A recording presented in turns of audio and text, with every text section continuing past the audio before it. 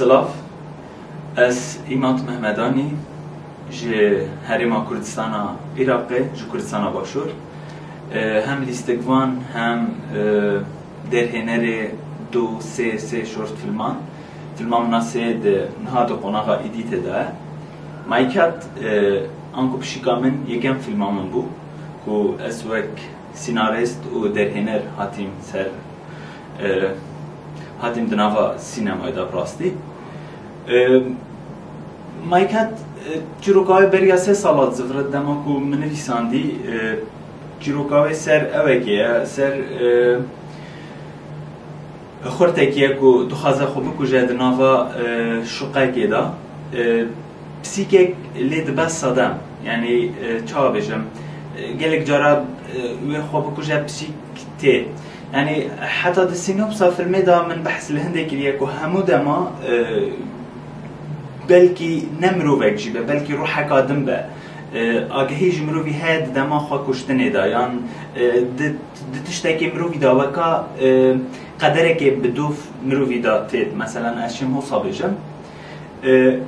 دمايكات داجي او بشي لوي خورتي دبا خدان ما خط دراما فيلمي هوسا من سيناريو دا من چيگر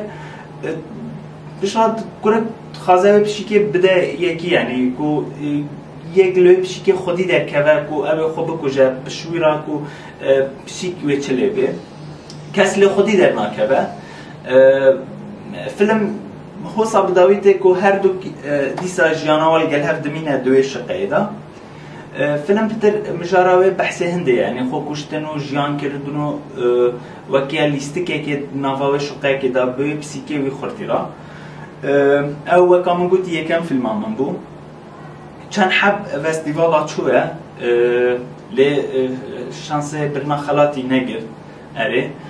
لانها قالكي بخوش حالي و ليازدامين خولا فيلم فيستيفالا فيلم كردي يا لندنه کو ده بشا پیشبرکی دایجی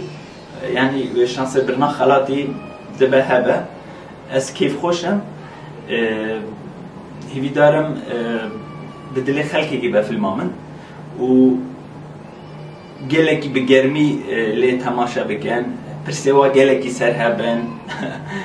باش من خراب من لی هبن از دخوازم فیلم حسا او خود دناف خلقی دا ببینم من هیوی دیگر کو از لور حاضر ببام ل مجبر اگر کرونا کو فستیوال اونلاین تکرن بس ان شاء الله د پاشاروج دا ام دخوازن بجداری فیلم فستیوال لندن بن یا فیلم کردی